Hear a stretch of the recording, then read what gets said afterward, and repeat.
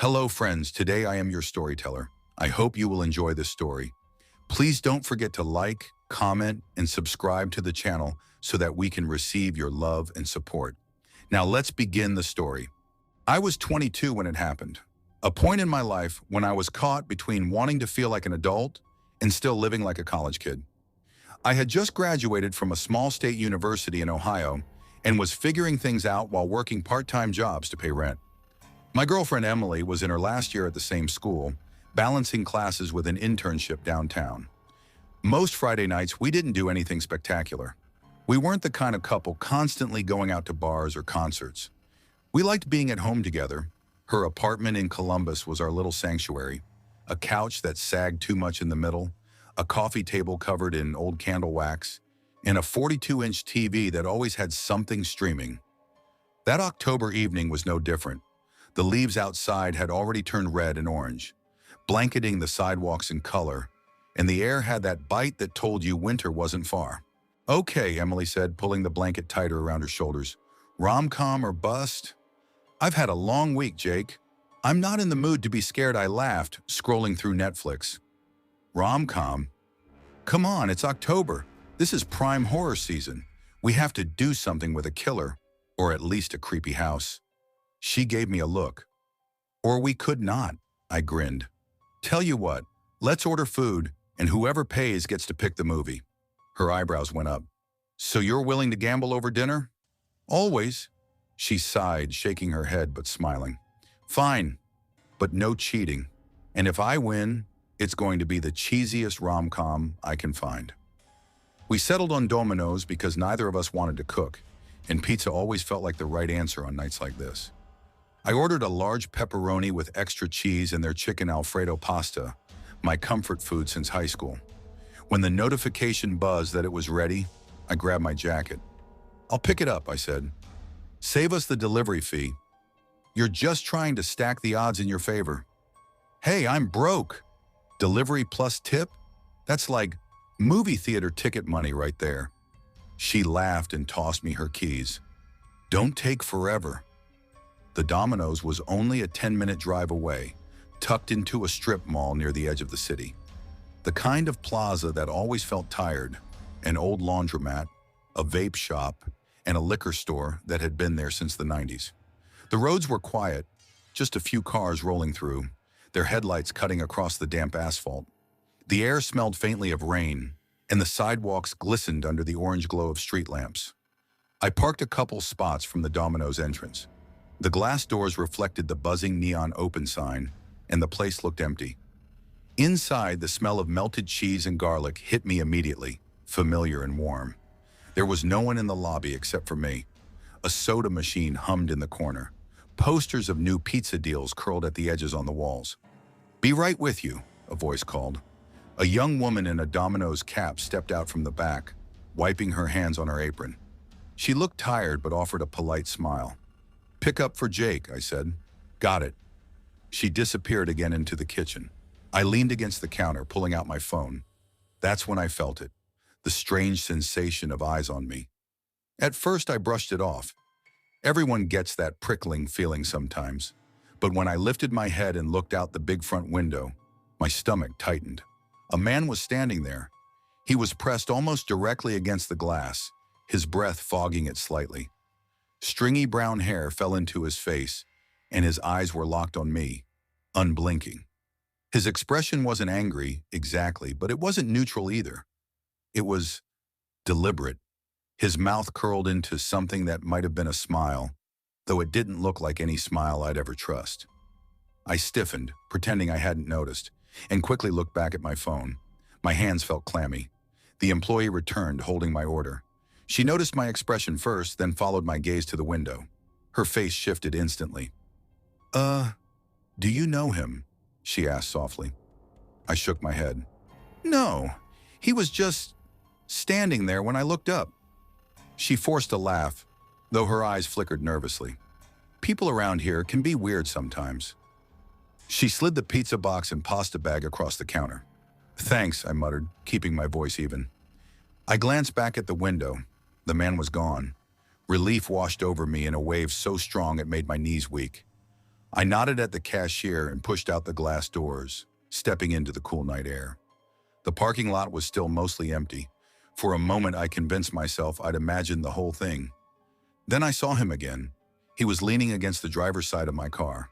Same scruffy hair, same unsettling half-smile. I froze, clutching the pizza box tighter. He didn't move, didn't speak, just watched me. Can I help you?" I called out, trying to keep my voice steady. His smile twitched wider. "Nice night, isn't it?" His voice was low, gravelly. My throat went dry. I nodded once and walked toward the car, every muscle in my body screaming at me to run. When I unlocked the door and slid into the driver's seat, he still didn't move. He just stood there, inches away from the glass, staring. I locked the doors immediately and started the car. As I pulled out of the lot, I glanced in the rearview mirror. He was still standing there, still smiling. The drive back should have been uneventful. But halfway home, something felt wrong. The steering wheel jerked slightly, then again. The car wobbled. "Shit," I muttered, pulling over onto the shoulder. When I got out, my blood ran cold. The front right tire's lug nuts were almost completely unscrewed. The wheel was barely hanging on. I staggered back, heart racing. He had done this. He'd been waiting by my car, and I'd walked right into it. My phone shook in my hand as I dialed Emily. "Jake," she answered. "What's wrong?" "My car," I said, my voice trembling. "The wheel, he messed with it. I'm on the side of 315 near the Ridgeview exit. Please, can you come?" She promised she'd be there in minutes. I climbed back into the car, locking the doors, my eyes darting to every shadow along the road. I couldn't stop picturing him walking out from the darkness, pressing his face against the glass like before. When Emily finally pulled up behind me, I nearly collapsed with relief. We went back to her place to grab a wrench and returned 10 minutes later, and that's when I saw it. The driver's side window was smashed. Shards of glass glittered across the seat. Emily gasped. "Jake?" "He was here," I whispered. We called the police. They arrived quickly, flashing lights painting the empty road in red and blue. I told them everything. The man outside Domino's, the smile, the tampered wheel. "It looks like he's targeting you," one officer said grimly. "You did the right thing calling us. Next time, don't confront him. Get straight to a safe place." I nodded, but it didn't make me feel better, because I knew deep down this wasn't over. For a few days, life returned to something close to normal. I got my car fixed. Emily and I filed the police report, and we tried to put the night behind us, until the following Friday. We decided to do another movie night, hoping to shake the lingering unease. This time we ordered from a different pizza place. The drive back to Emily's was uneventful, but as I pulled into her apartment complex, my heart dropped. He was sitting on the hood of her car. Same grin, same unblinking eyes. When he saw me, he slowly raised a hand and waved.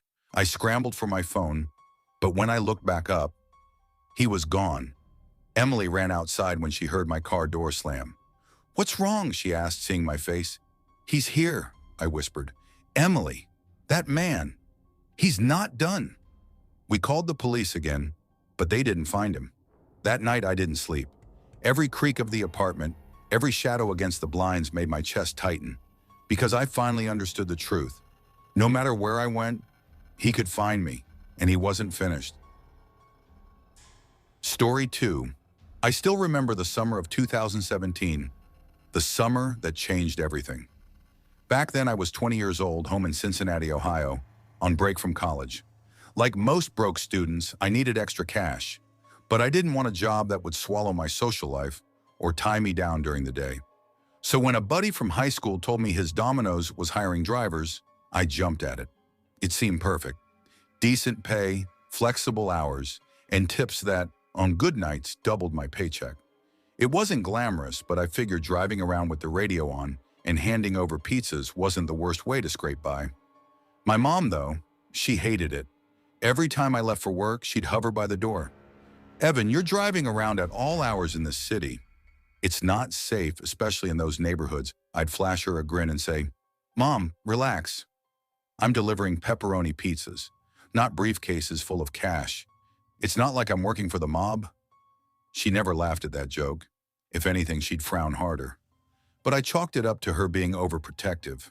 After all, in the 3 months I'd been working, the worst I'd dealt with was drunk customers or people stiffing me on tips. Nothing dangerous. Nothing that made me think twice. At least not until one Friday night that July. Fridays were always chaos at Domino's. From 6 o'clock to midnight, the phones never stopped ringing, and the ovens worked overtime. I was flying in and out, juggling orders like a machine. By 11:30, the rush was finally slowing, and I was dead on my feet. I was wiping sauce off the counter when my manager, Rick, waved me over. Rick was in his late 30s, tired eyes, and the kind of perpetual stubble that made him look halfway between cool older brother and divorced uncle. "Hey, Evan, one last run for the night." "You up for it?" he asked, holding out a receipt. I groaned, half joking. "Do I have a choice?" "Not unless you want me to take it, and you know I'm not leaving this place." He smirked. I snatched the slip from his hand. "Fine." "Where to?" Rick glanced at the address. "Some warehouse near Riverside Drive.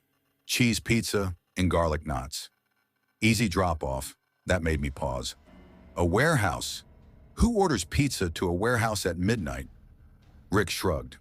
People work night shifts down there. Security guards, crews, whoever. It's not that weird. I stared at the slip. The instructions read, "Deliver to back entrance, use alley." Something about that wording sat wrong. "Back entrance, huh?" "Yeah, probably don't want the smell of garlic knots stinking up the front office." He waved me off. "Just knock it out, then you're done for the night." I hesitated but didn't push it. Didn't want to sound paranoid. So I grabbed the insulated bag, clocked out, and headed for my old Honda Civic. The deeper I drove toward the industrial side of town, the emptier it got. Streetlights thinned out until I was relying mostly on my headlights. The roads grew wide, lined with looming warehouses, storage lots, and the occasional freight truck parked like a sleeping giant. I kept glancing at my GPS. It led me down a narrow side street that dead-ended at a gray 2-story warehouse surrounded by a chain-link fence. The building looked abandoned, though one dim security light buzzed over the alley. I parked at the curb, killed the engine, and studied the directions again. Delivered to back entrance, use alley. The alley gaped like a throat, long, narrow, and dark. A single flickering bulb cast more shadows than light. I considered calling the number on the slip, but it wasn't local. My gut twisted, but I shook it off. "It's just food," I muttered. "They're hungry. I'm tired." "Let's get this over with." I grabbed the bag and stepped into the alley. My sneakers scraped against the cracked pavement, every step sounding too loud in the still night. The air stank of oil and mildew. A row of dumpsters lined the brick wall to my left, while the warehouse loomed silent on my right. I reached a metal door and knocked. "Domino's delivery!" No answer. I knocked louder. "Pizza's here!" Still nothing. I frowned, glancing back down the alley. My car seemed miles away, though I'd only walked 100 feet. The shadows felt thicker now, pressing in. Just as I lifted my hand to knock again, I heard it, a rustling, near the dumpsters. I froze. My heart skipped.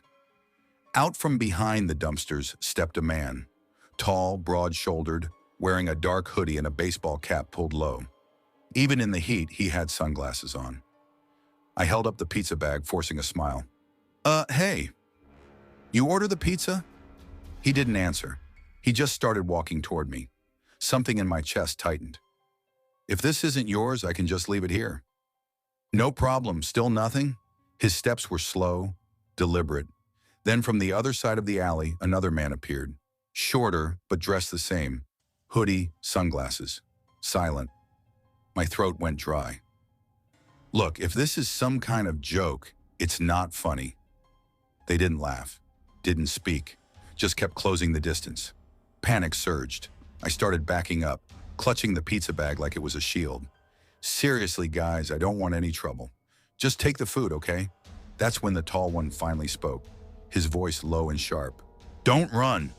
That was all it took. I bolted. "Hey," one of them shouted, but I didn't look back. My sneakers pounded against the pavement, the bag swinging wildly in my hand. Their footsteps thundered behind me, closer than I wanted to know. The alley stretched longer than I remembered. My lungs burned. My chest screamed. I burst onto the street, straight into the path of headlights. A car screeched to a halt, tires screaming. The driver, a man in his 50s, slammed his hand on the horn. "Are you crazy? Help!" I screamed, my voice breaking. "They're after me!" The man's eyes flicked past me. Whatever he saw drained the anger from his face. His jaw tightened. "Get in! Now!" he barked, unlocking the passenger door. I dove in without thinking. He floored it, the car lurching forward as I twisted in my seat. The two men stood at the mouth of the alley, motionless, watching us go. Their faces hidden, their silence worse than yelling. The driver didn't say much as he sped us away, his eyes flicking between me and the road. Finally, he asked, "What the hell was that?" I don't know," I stammered. "I was delivering a pizza, and they came out of nowhere. They wouldn't talk. They just..." He shook his head. "You're lucky you got out. That area? People vanish down there. You don't hang around warehouses at night." He dropped me at a gas station, told me to call the cops, and drove off before I could even thank him. When the police arrived, I gave them everything. The address, the receipt, the fake phone number. They went to check. By the time they got there, the warehouse was empty, abandoned. The officer who took my statement didn't sugarcoat it. "You're lucky, son. Damn lucky. Don't go back there." I quit Domino's the next day. Even now, 6 years later, I can still see those two men, silent, waiting in the shadows, their faces hidden.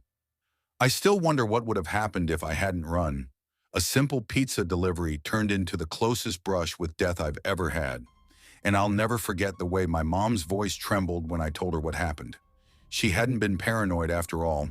Sometimes danger doesn't announce itself. Sometimes it waits for you in the dark, behind a warehouse door, dressed in silence.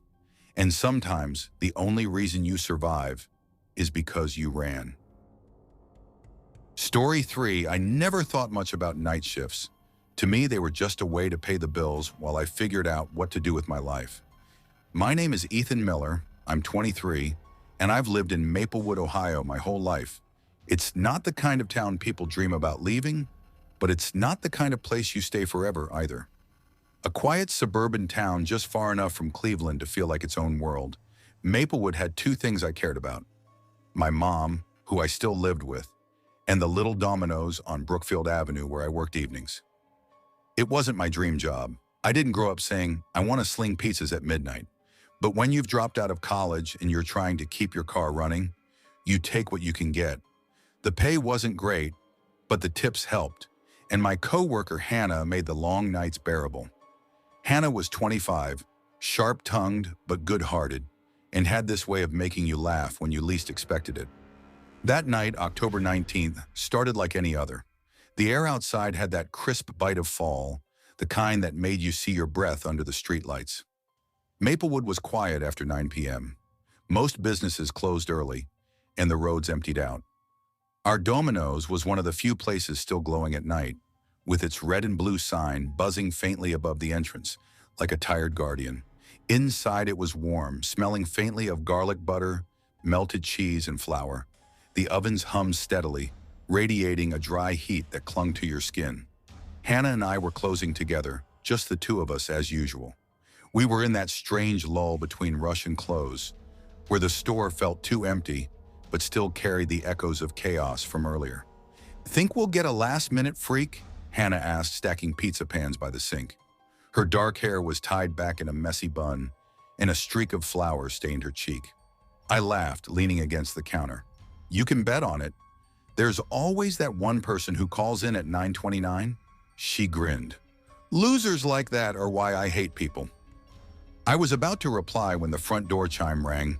The sound sliced through the quiet like a knife. I looked up, expecting some late-night regular, maybe a college kid, maybe a drunk guy looking for breadsticks. But the lobby was empty. Hello," I called, stepping toward the counter. The street outside was deserted. The parking lot was empty except for my beat-up Corolla and Hannah's little Jeep. "Wind?" Hannah asked from the back, her voice half distracted.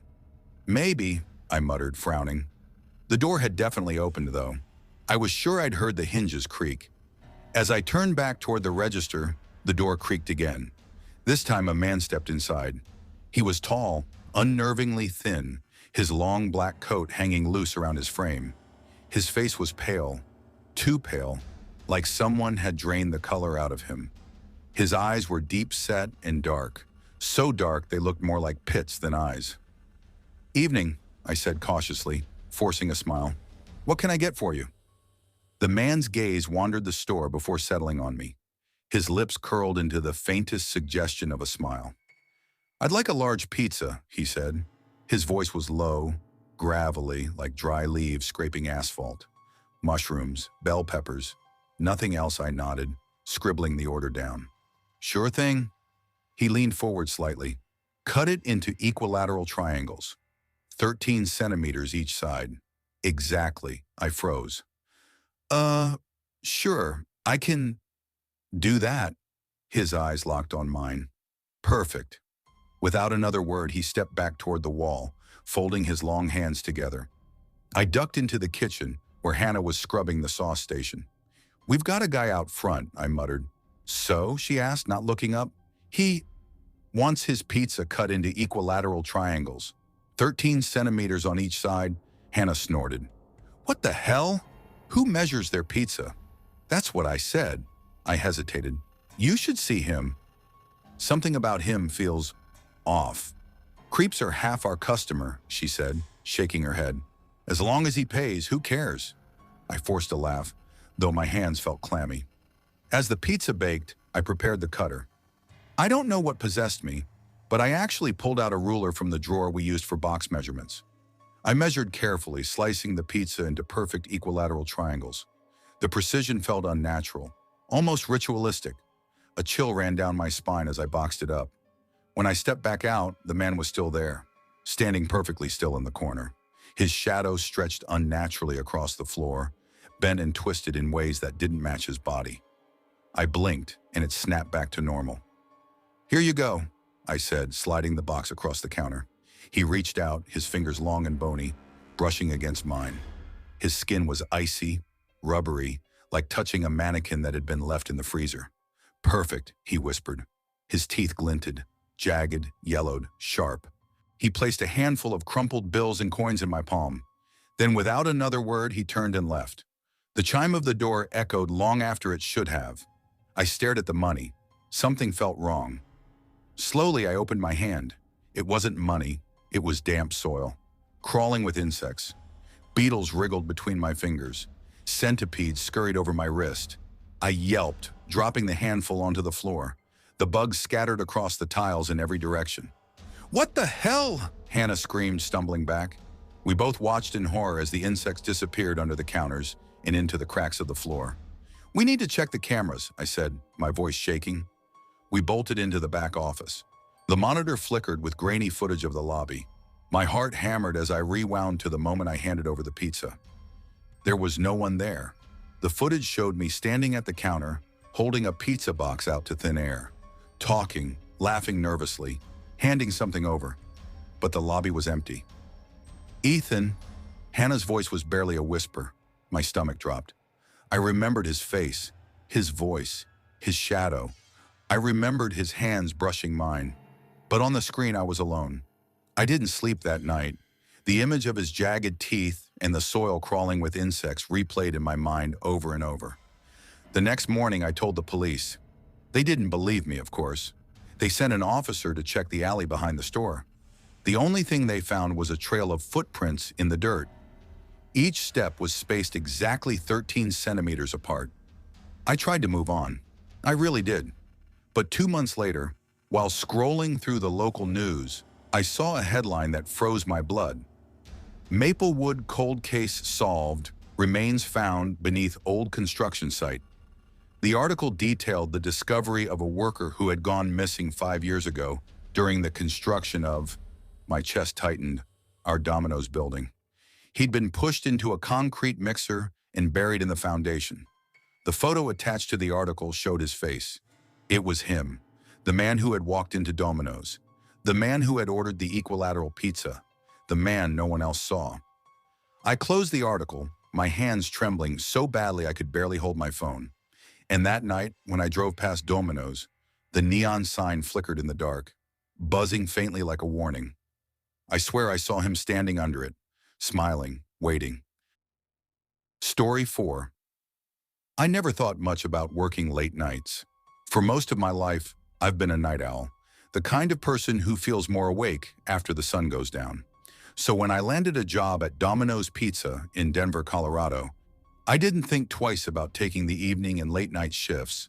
I figured it was perfect. Fewer customers in person, quieter hours, steady paycheck, and the bonus of tips when I help with deliveries. Back then, I was 22, living alone in a small one-bedroom apartment just off Colfax Avenue. Rent was high, but the job helped me get by. It wasn't glamorous. Smelling like garlic butter and pepperoni grease every night wasn't exactly the dream, but I liked the routine. The store was tucked in the corner of a strip mall, between a laundromat and a pawn shop. Our neon sign flickered half the time, but people came anyway. My co-workers were the only reason I didn't hate it. Maria, my shift partner most nights, was sharp, sarcastic, and always had a story about her crazy family.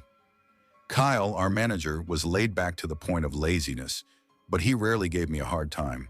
We had a few delivery drivers too, usually cycling in and out, but those two were the constants. That October started out normal. Busy Friday nights, the usual drunk college kids at midnight, delivery drivers complaining about tips, nothing out of the ordinary. But then the calls began. It was a Tuesday about 10:20 p.m. The store had slowed down after the dinner rush. Maria was folding boxes by the counter, humming along to some Spanish pop song on the radio. Kyle was in the back pretending to do inventory while really scrolling on his phone. I was on phone duty. The calls were coming steady but manageable. The line rang again. I put on my usual customer service tone. Domino's Pizza. This is Ethan. How can I help you? Silence. Hello? I asked again, glancing at the caller ID private number. Not unusual. Plenty of customers block their numbers. Still silence. Hello? Anyone there? That's when I heard it. A low, rasping laugh. Not the laugh of someone amused or friendly. This was slow, heavy, almost guttural. The kind of laugh that makes your stomach tighten for no reason. I froze. Hello? The laugh grew a little louder, then cut off abruptly. The line went dead. Maria noticed the expression on my face. What's up? Just some idiot calling and laughing, I said, forcing a shrug. Probably a prank. She rolled her eyes. People have nothing better to do. We brushed it off, but that was only the beginning. Over the next week, the calls came every night I worked. Always late, between 9:30 and midnight. Always from a block number. Always starting with silence. Then that same raspy laugh. At first, I tried to ignore it. I'd hang up after a few seconds, mutter something about kids messing around, and move on.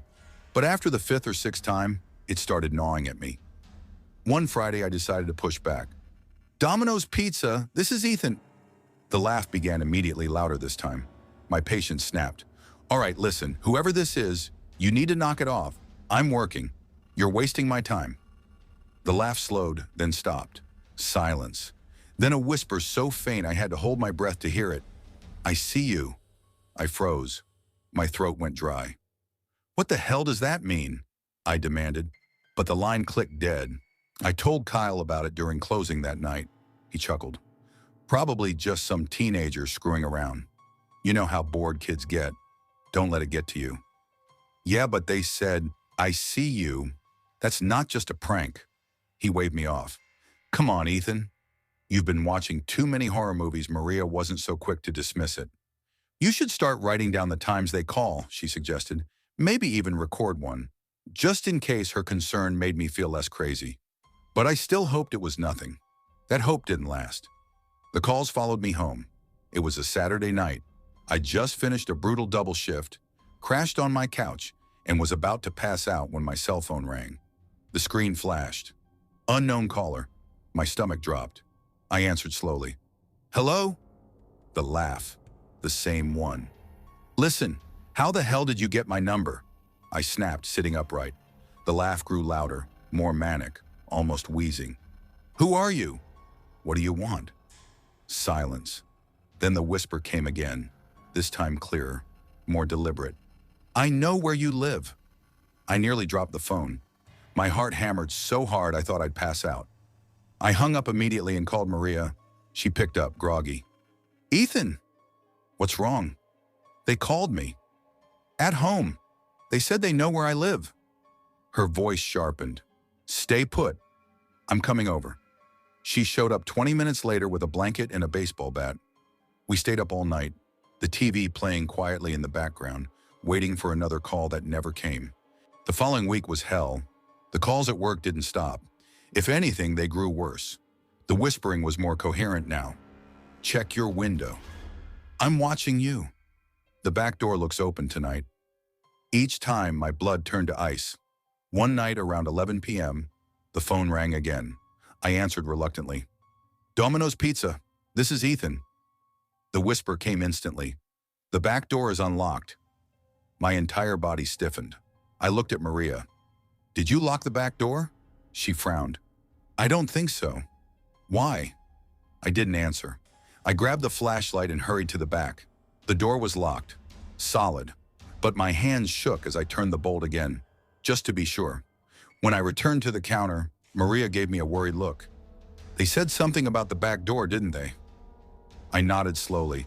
Her face went pale. I considered quitting. Every night I came in, dread settled heavier in my chest. Every time the phone rang, I braced myself. My stomach churned constantly. Then came the final call. It was a Wednesday, nearly midnight. I had just gotten home from work. Exhausted, I collapsed onto my couch, shoes still on. My phone buzzed. Unknown caller. I thought about ignoring it, but something in me, the mix of fear and anger, pushed me to answer. "Hello?" The laughter exploded through the speaker, louder, shriller, almost unhinged. My voice cracked. "What do you want from me?" The laughter cut off. Silence. Then in a low, guttural voice, the caller said, "Goodbye, Ethan." What came next still makes my blood run cold. A blood-curdling scream, so sharp and raw it pierced through my bones. Then the line went dead. I stared at my phone, my hands trembling so badly I could barely hold it. I didn't sleep that night. Maria came over again, but neither of us had answers. And just like that, the call stopped. I quit Domino's 2 weeks later. I told Kyle I couldn't handle the stress, couldn't focus, couldn't keep pretending I was fine. He shrugged. "You're lost, man." Maria hugged me before my last shift ended. "I don't blame you. I'd leave too. I moved to a different part of Denver a few months later. Got a new phone number. Tried to move on. But to this day, whenever my phone rings late at night, I hesitate before answering. I'll stare at the screen, heart racing, half expecting to hear that laugh again. And sometimes, when the night is quiet, when I'm alone, I swear I can still hear it echoing in the back of my mind. Story 5. I never thought delivering pizzas would leave scars deeper than anything else in my life. My name's Ethan Parker, and back in 2015, I was a sophomore at Ohio State University. Between night classes and trying to cover rent for my tiny off-campus apartment, I needed every dollar I could scrape together. That's how I ended up working nights at Domino's Pizza on West Broad Street in Columbus, Ohio. The job wasn't glamorous. Long hours, greasy uniforms, and customers who acted like you'd ruin their life if their pizza was late by 5 minutes. But it was money. My mom always worried. "Ethan, you're out there driving around past midnight. Columbus isn't always safe," she'd say whenever I grabbed my jacket and car keys. "Mom, I'll be fine," I'd reassure her, though sometimes even I didn't believe it. Deliveries were my bread and butter. I liked being out on the road more than being stuck folding boxes in the store. Sure, the tips weren't always great, but on a good night, they covered my gas and groceries. My manager, Carl, was one of those guys who looked like he hadn't had a good night's sleep since the early 2000s.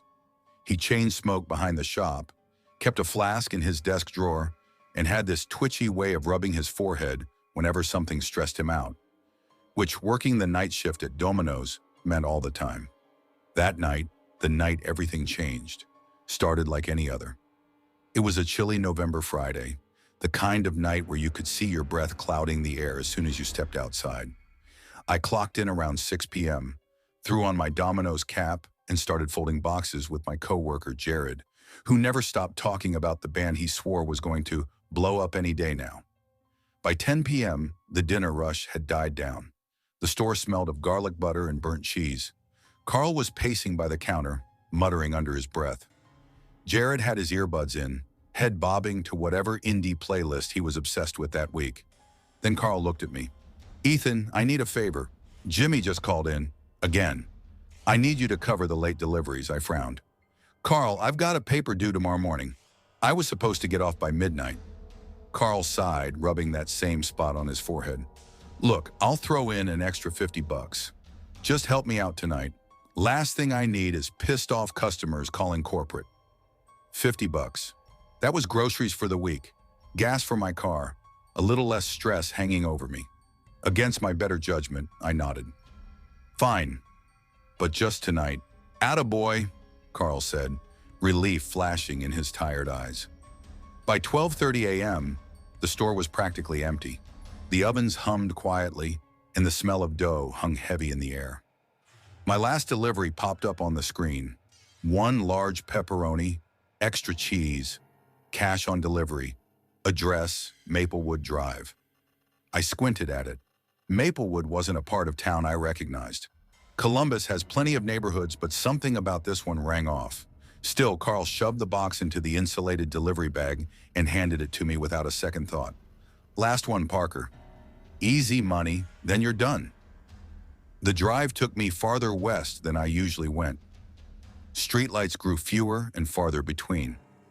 Houses sat farther apart, swallowed by tall trees and shadows. My old Honda rattled as I turned onto Maplewood Drive. The GPS told me I was close. That's when I saw it. The house sat at the very end of the street, half hidden by overgrown hedges and towering oaks. The paint was peeling, the shutters hung loose, and the porch light flickered like it was about to burn out. It looked abandoned, but the order had come from here. "Just drop it off and go," I muttered to myself, gripping the steering wheel tighter.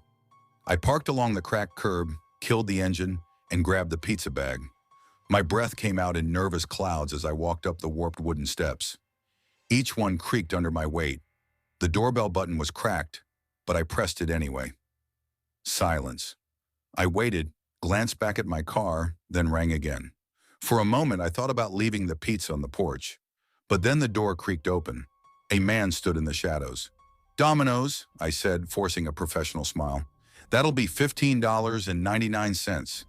He stepped forward, and I got my first real look at him. Mid-40s, maybe. Gaunt face, hollow cheeks, eyes too wide and too bright. His lips curled into a smile, but it wasn't the kind of smile that put you at ease. "Come inside," he said, voice low and gravelly. My stomach tightened. You can just pay me here, sir. I left my wallet in the kitchen."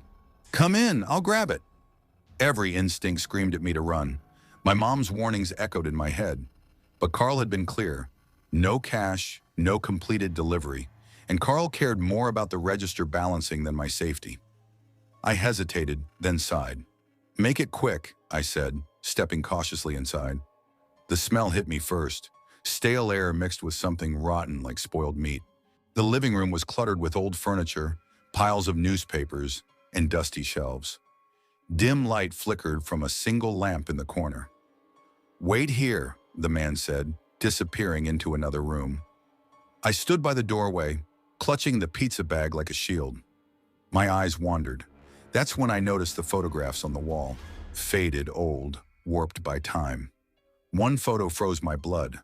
A man tied to a chair, his face obscured but his body twisted in pain. My breath hitched. What the hell was this place? A floorboard creaked behind me. I spun around. The man was standing there again, grinning from ear to ear. His hands were empty. "Where's the money?" I asked, voice trembling. "Change of plans," he said softly. His grin widened. "Why don't you stay for dinner?" Before I could move, something slammed into the back of my head. White-hot pain exploded, and everything went black. When I came to, I was tied to a chair. My arms and legs bound so tight they burned. The room was darker now, lit only by a single bulb swinging from the ceiling. Shadows danced across the walls. The man was at a table, humming an eerie, tuneless melody as he worked on something I couldn't see. "Let me go!" I shouted, voice hoarse. He turned slowly, and my stomach dropped. He held a long kitchen knife. His smile was gone, replaced with cold malice. "You shouldn't have come inside," he whispered. I glanced down and froze. My left hand was gone. Blood dripped steadily to the floor, pooling around the chair legs.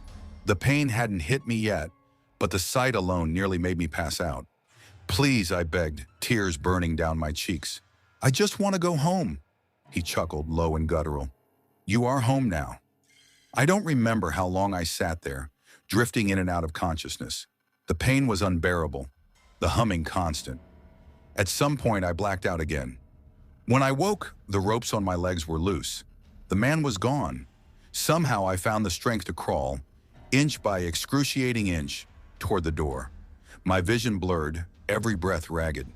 I collapsed onto the porch, the cold night air stinging my skin. Sirens wailed in the distance. Someone must have called. A neighbor, a passerby. I never found out. I survived. Barely. The doctors said I'd lost too much blood. They saved my life, but not my hand. The man, he was never caught. Police searched the house and found bloodstains, broken furniture, and more photographs. Victims who'd never been identified. But him, he vanished. To this day, I can't deliver pizza. Even ordering one makes me uneasy. Every night I still see his face in my dreams, that twisted smile, those hollow eyes. And whenever I close my eyes, I hear it again. That humming, that damned humming. Story 6. I never thought much about late-night food runs. For most people, it was just another ordinary errand. Grab your order, drive back home, nothing to it. But for me, late nights had always carried a weight of unease. Maybe it came from growing up in a quiet town where the streets emptied after 9 p.m. and every shadow seemed alive. Or maybe it was just the kind of person I was. Overthinking, second-guessing, replaying conversations in my head long after they were over. My name's Ethan Miller, and back in October 2019, I was a 24-year-old grad student living in Madison, Wisconsin. My life was split between coursework, grading papers, and clinging to the rare evenings I could spend with my girlfriend, Rachel Green. Rachel lived in a modest apartment complex on the east side of town, the kind with beige siding, old carpeting in the hallways, and parking lots lit by flickering lamps. We didn't have much, but we had each other, and honestly, that was enough. That Friday night, the air had a sharp chill to it. The leaves had already turned and were scattered across the streets, crunching under tires.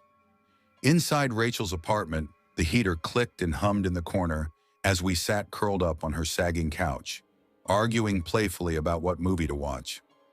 "I'm not sitting through another one of your suspense thrillers," Rachel teased, tossing a pillow at me. "The last time, I didn't sleep for 3 nights. "Oh, come on," I said, catching the pillow. "You can't tell me The Descent wasn't worth it." Classic tension, claustrophobic setting. It was perfect. "It was horrifying," she shot back, pulling her blanket tighter. "And for the record, a proper Friday night requires a rom-com." "Fine," I said with a grin. "Let's make it interesting. We order food and whoever pays gets to pick the movie." Rachel raised an eyebrow. "You're on." We settled on Domino's. It was our lazy night tradition. I pulled out my phone and ordered a large pepperoni pizza, some pasta bowls and cheesy bread. Comfort food. Food that tasted like safety, like childhood Friday nights when my parents would order out after a long week. When the notification buzzed 15 minutes later saying the order was ready, I volunteered to go pick it up. "It's only 5 minutes down the road," I said, slipping on my jacket. "Besides, I'll save us the delivery fee and tip." Rachel groaned dramatically. "Fine, but if you don't come back with extra garlic dip, we're watching The Notebook." I laughed, kissed her forehead, and grabbed my keys. 10 minutes. Don't start without me." The streets outside were nearly empty. The damp pavement glistened under the streetlights, reflecting the orange glow in long streaks. Madison wasn't exactly a dangerous city, but late at night the east side could feel uneasy. Strip malls, old liquor stores, closed laundromats, all with their neon signs buzzing or half dead. The Domino's was tucked into one of those strip malls, wedged between a dry cleaner and a payday loan office. Only 2 cars sat in the parking lot, both coated with a thin film of autumn rain. Inside, the familiar smell hit me immediately. Cheese, tomato sauce, warm bread. The lobby was empty except for the soda machine's steady hum. Plastic chairs lined the wall, their legs wobbling slightly on the uneven tile. A faded poster of a 2 for $5.99 mix and match deal hung behind the counter. I stepped up and rang the small silver bell. A woman in her late 20s appeared from the back, tying her apron tighter as she walked. Her hair was pulled into a messy bun, and her eyes had the tired glaze of someone halfway through a long shift. Still, she gave me a polite smile. "Order for Miller?" she asked. "Yeah, that's me." She nodded. "Give me a sec. It just came out of the oven." As she disappeared again, I leaned against the counter and pulled out my phone. That's when I felt it, like a prickling at the back of my neck, the sense of being watched. I turned toward the large glass window at the front of the store. A man was standing there. His face was pressed close to the glass, fogging it slightly with his breath. His eyes were locked on me, wide, unblinking, and dark beneath stringy hair that clung to his forehead. His beard was patchy, his jacket ratty and damp. But it wasn't just his appearance that froze me. It was the expression. A grin stretched too wide, like it didn't belong on his face. My chest tightened. He didn't look like a customer. He didn't look like he belonged anywhere. I snapped my gaze back to my phone, pretending not to notice. Maybe he was just some weirdo passing by.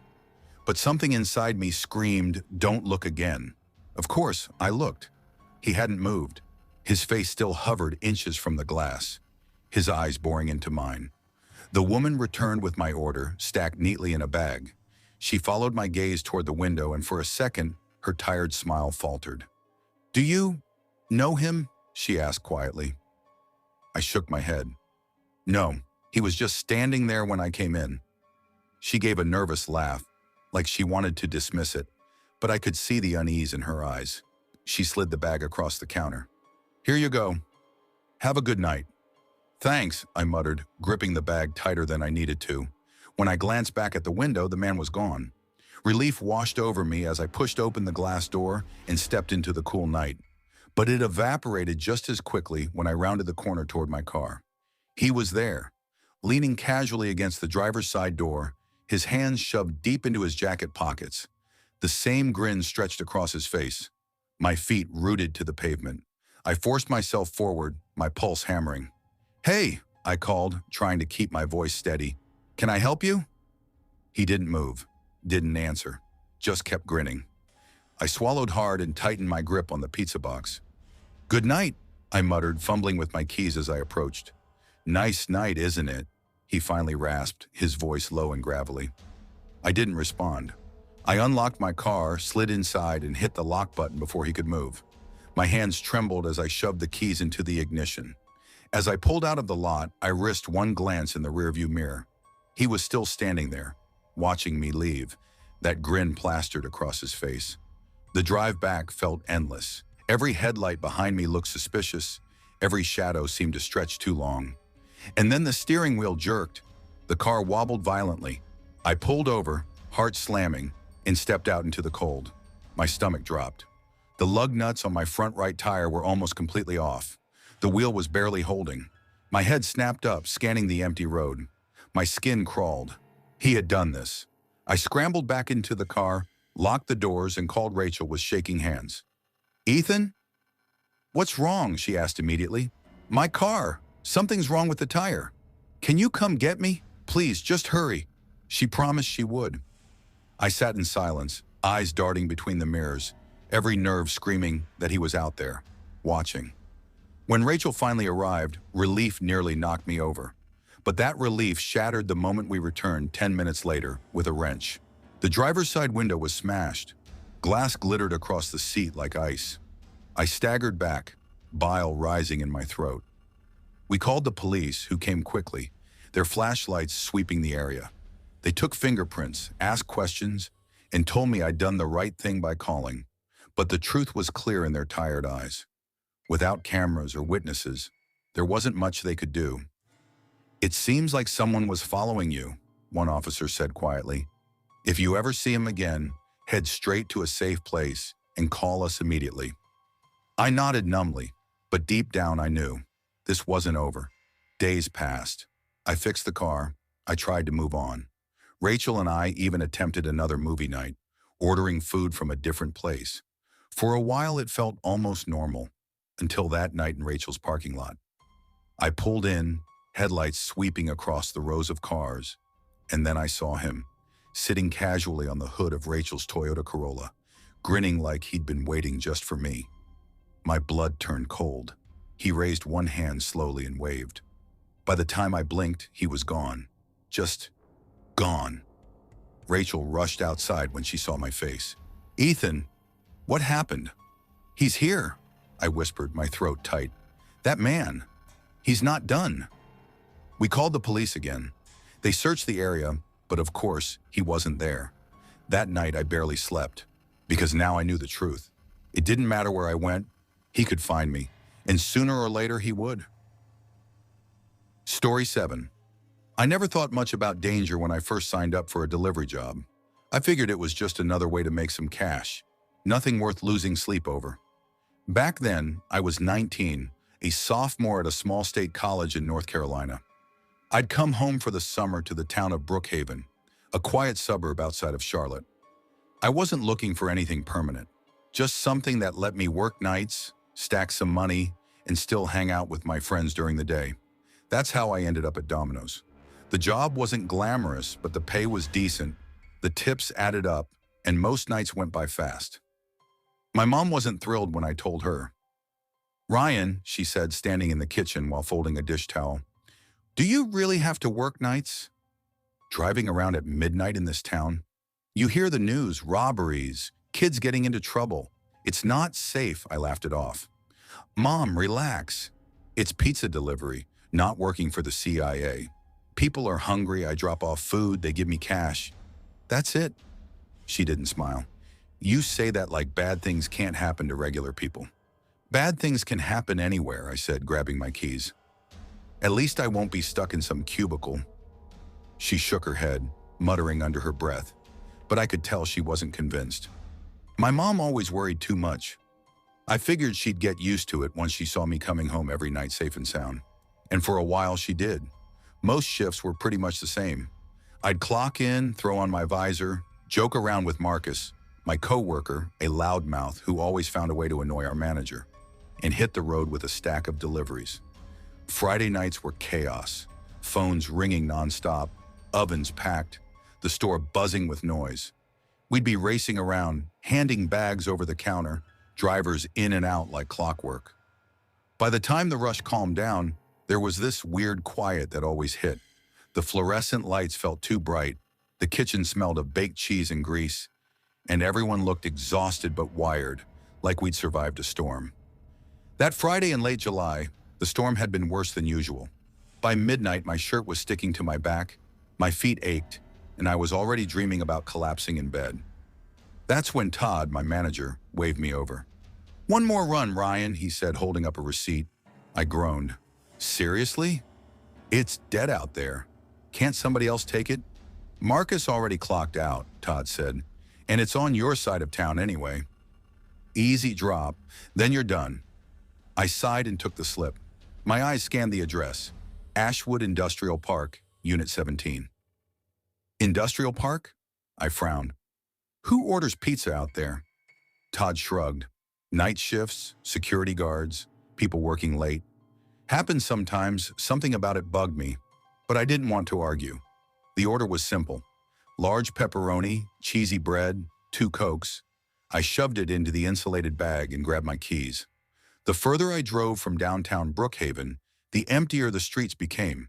The glow of neon and headlights faded until the only light came from scattered lamps buzzing above cracked sidewalks. Ashwood Road was nothing but warehouses, long stretches of chain-link fence, and weeds pushing through broken asphalt. Most places were dark, shut down for the night. The GPS led me to a 2-story brick warehouse with faded lettering across the front. Harrington Supply Company. The lot was empty except for one rusted pickup parked near the side. The receipt instructions read, "Use alley, backdoor delivery." My stomach tightened. I killed the engine and sat for a second, the AC blowing hot against my face. I considered calling the customer to come out front, but the number on the receipt wasn't local. It started with a Nevada area code. Weird, but not unheard of. Drop it, grab tip, get home, I muttered to myself. I slung the bag over my arm and headed for the alley. The alley was narrow, boxed in by dumpsters and walls stained black from years of rain. The air smelled of oil, wet cardboard, and something sour. A flickering light above the loading dock buzzed like an angry insect. I knocked on the metal door. My knuckles echoed. "Domino's delivery," I called. Silence. I knocked again, louder. "Hello? Order for Unit 17. Nothing. I shifted the bag from one hand to the other. The stillness pressed against me, thick and uncomfortable. That's when I heard it, a scrape, a shuffle, from behind the dumpsters. "Hello," I called out, forcing my voice to stay steady. Someone stepped out. The man was tall, broad-shouldered, wearing a black hoodie despite the humid night. His cap was pulled low, sunglasses hiding his eyes. Hey," I said, holding up the bag. "You order pizza?" He didn't answer. Just started walking toward me, slow, deliberate. My chest tightened. "Look, if this isn't yours, I'll just leave it here. No big deal." Another sound. I spun. A second man emerged from the shadows. Shorter, stockier, same hoodie, same sunglasses. My pulse jumped. "Guys," I said, my voice shaking now. "Seriously, if you want the food, take it. I'm not looking for trouble." They didn't care about the food. I could see it in the way they moved. Focused, closing in. Every instinct screamed at me to run. So I did. I bolted, the pizza bag bouncing against my side. Behind me, footsteps slammed against the pavement. "Hey!" one of them shouted, his voice sharp, angry. I didn't look back. My lungs burned as I tore down the alley, bursting onto the empty road. Headlights appeared, an old sedan rolling toward me. Desperation took over. I waved my arms, stumbling into the lane. The car screeched to a stop. "What the hell, kid?" the driver yelled, leaning out. "Help!" I screamed, my voice cracking. "They're after me!" The man's eyes darted past me to the alley. He swore under his breath and unlocked the passenger door. "Get in!" I dove inside. He slammed the gas, the car lurching forward as the men burst from the alley, their faces twisted in frustration. The driver was middle-aged, with a gruff voice and cigarette smoke clinging to his shirt. He kept glancing at me as we sped down the empty road. "You want to tell me what the hell that was?" I don't know," I stammered. "I was delivering pizza, and they came out of nowhere." He didn't press me further. He dropped me at a gas station where I called Todd and then the police. When the cops showed up, I explained everything. The address, the men, the fake phone number. 2 officers checked the warehouse. They found nothing. The building was abandoned, empty, dust gathering on the floors. "You're lucky," one officer told me, his tone grim. "People have gone missing in that area. Could have been you." His words sank into me like ice. The next morning, I quit. I couldn't step into that store again. Couldn't imagine climbing into my car at midnight with a pizza bag in my hands. Even now, 6 years later, I can still hear the echo of their footsteps in that alley. Still see their silhouettes closing in. And sometimes I wonder, if that car hadn't come down the road at that exact moment, would anyone ever have seen me again? Story 8. I still remember the year I turned 23. At the time, life felt like it was stuck in second gear, always moving, but never fast enough to take me anywhere meaningful. I was living in a small apartment on the east side of Harrisburg, Pennsylvania, barely keeping up with rent, working nights at DOMINO'S to cover bills, and spending whatever scraps of free time I had scrolling aimlessly through my phone. It wasn't glamorous, it wasn't even comfortable, but it was survival. My mom used to call me every Sunday, her voice always carrying that same mixture of love and quiet disappointment. "Evan, honey, you're too smart to be wasting your nights driving pizzas around town," she'd say. And every time I'd lie, pretending it was temporary, pretending I had a plan. Truth was, Domino's became a kind of cocoon for me. It was warm, smelled like garlic and cheese, and gave me just enough routine to dull the edge of loneliness. That October, things had started to shift. The nights were colder, the air sharp enough to sting when you inhaled too deeply. Harrisburg had its quiet side streets and its crowded, restless blocks. But after dark, everything seemed swallowed by shadows. I'd grown used to the eerie calm of those drives, headlights carving paths through empty streets. The night it happened began just like 100 others. It was a Friday evening, around 5:30 p.m., when I clocked in. The store sat tucked into a dying strip mall, wedged between a pawn shop and a laundromat that reeked of bleach. Our neon sign buzzed like it was on life support, flickering in and out, as though it couldn't decide if it wanted to keep existing. Inside, the warmth hit me instantly. Ovens roaring, sauce simmering, the faint chatter of the staff already in rhythm. "Yo, Evan," called Ricky, the shift manager. He was only 25, but carried himself like a man twice that age. Always tired, always leaning on the counter like his spine had given up on him. "We're light tonight. Just you and Mia for deliveries. Hope you got gas," I smirked. "Barely. Think the tips will cover it?" He gave me a look that said no, but shrugged anyway. Mia, my coworker and closest friend at the job, popped her head out from the kitchen. She had this messy brown hair tied back with a bandana, flour smudged on her cheek like war paint. She was the only reason I didn't quit after the first month. Tough, sarcastic, but underneath, you knew she cared. "Place your bets," she said, tossing a rag over her shoulder. "Think we get a freak order tonight? You know, anchovies, pineapple, no sauce, whatever." I chuckled, grabbing an apron. "We always do." "Weird orders are half the fun," she laughed, rolling her eyes. "Yeah, until you're the one driving 20 minutes for a $2 tip." By 9:15 p.m., the dinner rush was dying down. The kitchen was cleaner, the phone rang less, and the ovens weren't overloaded. It was that sweet in-between moment when you thought the night was winding down, but in the back of your mind, you knew something always popped up. At exactly 9:27, the door chime rang. I looked up from wiping the counter. The glass door eased shut, but no one stepped forward. I frowned, leaning over to peer outside. The parking lot stretched empty, the flickering lights overhead casting long, twitching shadows. "Probably the wind," Mia said from the back, stacking pans. But before I could respond, the door creaked open again. This time, a man stood framed in the doorway. He was tall, unnaturally tall, and rail-thin, draped in a long black coat that swallowed his frame. His skin looked pale under the fluorescent lights, almost too smooth, like porcelain that had been sanded down. His eyes, deep-set and impossibly dark, locked onto me with a stillness that made my chest tighten. "Good evening," I forced out, my voice trying to sound casual. "What can I get for you?" He didn't answer right away. His gaze drifted slowly across the store, taking in every corner before settling back on me. When he finally spoke, his voice was low and gravelly, as if it came from somewhere deep in his chest. "I'd like a large pizza. Mushrooms and green peppers, nothing else."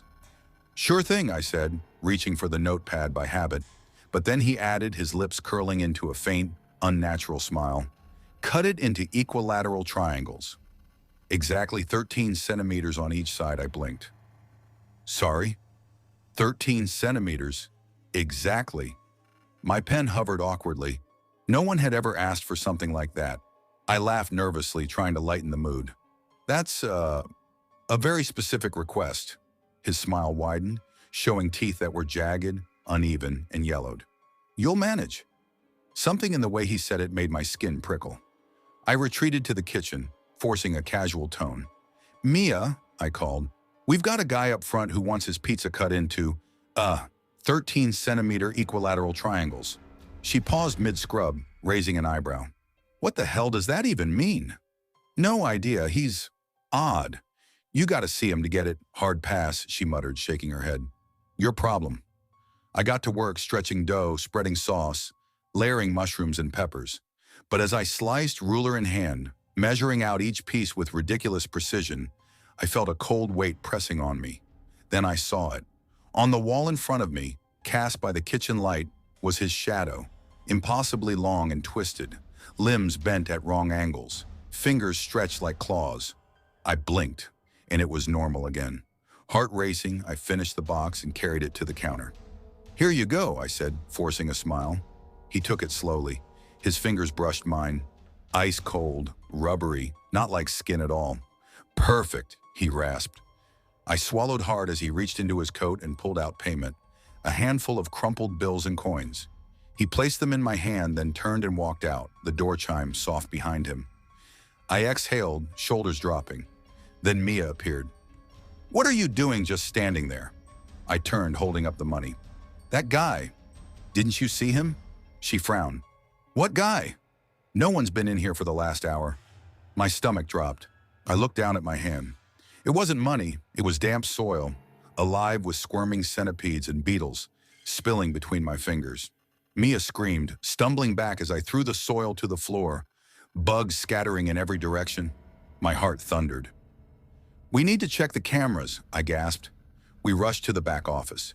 Ricky had left earlier, so the place was quiet except for the hum of the security monitor. I rewound the footage, hands trembling. The grainy black and white recording showed me at the counter, holding a pizza box, talking, laughing, gesturing. But there was no man. I was alone. The next morning, I filed a report with the police. They humored me, wrote a few notes, but didn't believe a word. Still, they sent an officer to look around. He found something, a faint trail of muddy footprints outside the store, leading toward the alley. The spacing between each step was identical, exactly 13 centimeters. 2 months later, I was scrolling through the news when a headline froze me. Unsolved case of missing construction worker finally closed. The article detailed a tragedy from 5 years earlier. A worker pushed into a concrete mixer at a construction site. His body had been buried beneath the foundation of a Domino's pizza on the east side of Harrisburg. They included a photo of the victim. My stomach turned to ice. It was him, the same pale face, the same empty eyes. The man who had ordered the pizza. To this day, I don't know if what I saw was real.